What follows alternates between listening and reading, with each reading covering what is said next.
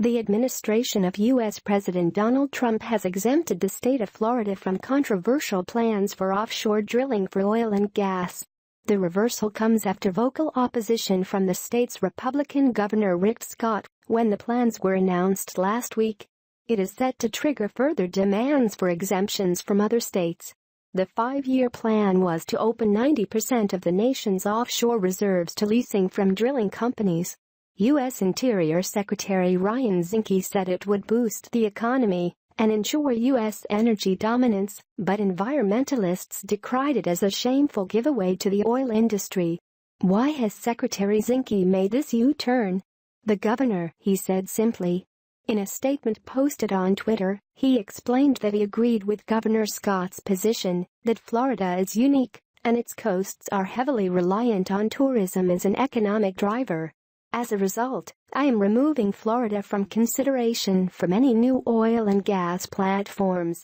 He said President Trump had directed him to take into consideration the local and state voice in deciding policy.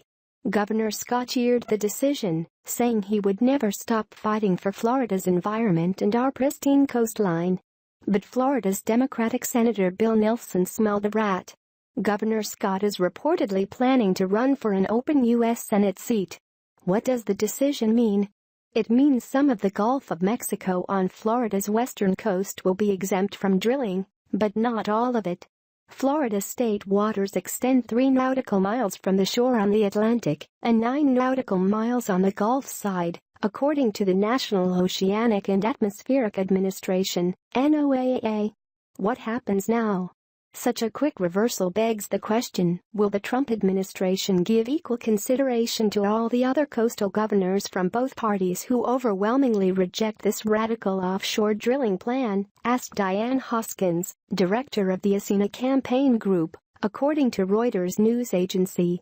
Maryland, South Carolina and Massachusetts are among states with Republican governors also known to oppose the draft 5-year Outer Continental Shelf oil and gas leasing program, 2019 to 2024. California's Attorney General was among several public figures who demanded similar exemptions for their states. What's so controversial about the plan? Both the scale and the nature of the plan have attracted criticism, including from a coalition of 60 environmental groups, nearly a dozen attorneys general and more than 100 U.S. lawmakers. It opens up more than 90% of the national Outer Continental Shelf, OX, for development, making more than 98% of undiscovered, technically recoverable oil and gas resources in federal offshore areas available to private companies. At the moment, 94% of the OX is protected.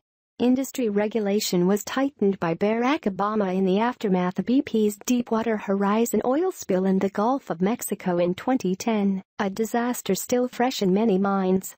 Even the Department of Defense has concerns about how drilling will interact with the military exercises held in the eastern Gulf of Mexico, reports Reuters.